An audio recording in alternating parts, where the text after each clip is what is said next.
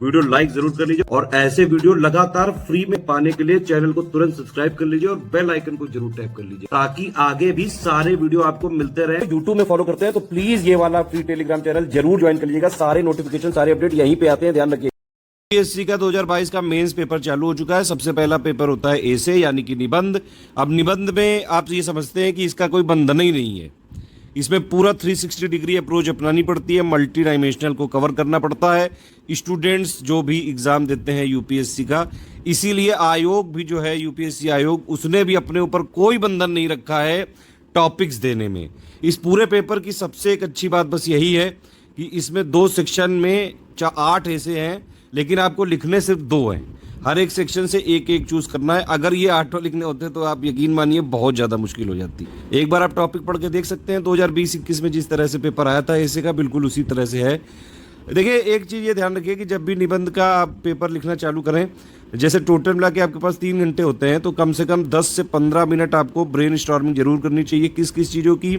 पहली बात कि भैया टॉपिक सिलेक्शन, किस टॉपिक पे आप लिखोगे वही टॉपिक चूज करना चाहिए जिसको आप बेस्ट तरीके से प्रेजेंट कर सकते हैं। ठीक है, आप ये सारे चीज़ें एक बार देखिए, शब्दों को तोड़िए।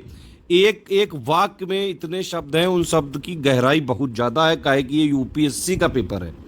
तो पहले आपको 10-15 मिनट में ये समझना चाहिए कि टॉपिक कौन सा चूज कर रहे हैं आप, सेक्शन ए से सेक्शन बी से, फिर उसमें क्या क्या लिखोगे, क्या क्या डायमेंशन आप कवर करोगे, किस तरह से उसको 360 डिग्री का अप्रोच दोगे, क्या क्या आयाम कवर करोगे, कौन कौन से कीवर्ड करोगे, कौन कौन से फ्लोचार्ट यहाँ पे डालोगे। ठीक है, थोड़ा टॉपिक देख लेते हैं, मजा आ जाएगा। पहला है कि forest are the best case study for economic excellence. ये शायद इसी से मिलता जुलता है, एक बार पहले भी आ चुका है।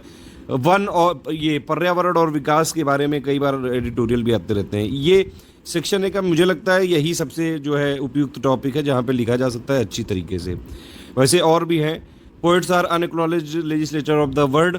कवि संसार के अनधिकृत रूप से मान्य विधायक होते हैं। अब देखिए ये मतलब आप समझ रहे हैं कितनी ज़्यादा जो है डेप्थ है इन सारे टॉपिक्स में। तीसरा, history is a series of victories one by the scientific man over the romantic man. अच्छी तरह से इसको कनेक्ट किया जा सकता है, कई सारी हिस्टोरिकल जो इवेंट्स हैं प्लस वो जितनी भी साइंटिफिक डिस्कवरी हुई इंडस्ट्रियल जो है रिवोल्यूशन से लेके, और प्लस अभी जो है लेटेस्ट वाला जो इंडस्ट्रियल रिवोल्यूशन है, कई सारी चीज़ें इसमें कनेक्ट की जा सकती हैं। इतिहास, वैज्ञानिक मनुष्य के रूमानी मनुष्य पर विजय हासिल करने का सिलसिला। आप देख रहे हैं मतलब कहाँ से कैसे जो है चूज़ कर लेते हैं। आप अगर द हिंदू के एडिटोरियल पढ़ते होगे तो अक्सर आपको ऐसे हेडिंग मिलती होंगी, उसी तरह से यहाँ पे डायरेक्टली हेडिंग उठा लेता है यूपीएससी भी, कोई बंधन नहीं है उसके लिए भी।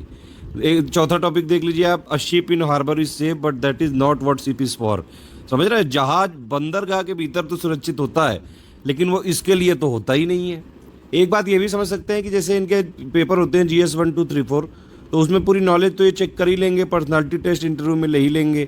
ये एक अलग तरीके का जो एनालिटिकल आपका अप्रोच है उस तरह को चेक करना चाहते हैं, कैसे आप चीज़ों को लेते हैं, कैसे आप किसी भी अगर टॉपिक को दिया जाए उसको कैसे कनेक्ट करते हैं, कैसे 360 डिग्री अप्रोच लगाते हैं, कौन कौन से कीवर्ड आप यूज करते हैं, कैसे कैसे इसको फ्लो चार्ट से कनेक्ट करते हैं। सेक्शन बी देख लीजिए, time to repair the roof is when the sun is shining.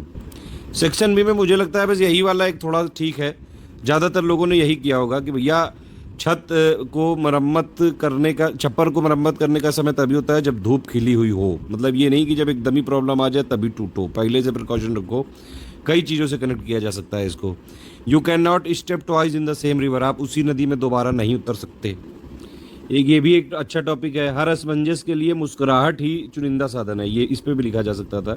ये थोड़ा सा दिक्कत कर सकता था एग्जाम में क्योंकि प्रेशर बहुत ज़्यादा होता है। केवल इसलिए कि आपके पास विकल्प है इसका, यह अर्थ कदापि नहीं कि उनमें से किसी को भी ठीक होना ही होगा। समझ रहे हैं? तो ये है भैया डेप्थ। यूपीएससी बाप बापा ही होता है। इस तरह के ऐसे को अटेम्प्ट करने के लिए आपको रेगुलर आंसर राइटिंग प्रैक्टिस करनी चाहिए और द हिंदू के एडिटोरियल्स जरूर पढ़ने चाहिए। काफ़ी सारी चीज़ें वहाँ पे एनालिसिस करने को मिल जाती हैं। पेपर टेलीग्राम में डाल दिया गया, उसकी लिंक दे दी गई डिस्क्रिप्शन में। आप बताइए कौन सा ऐसे लिखते हैं सेक्शन ए से सेक्शन बी से।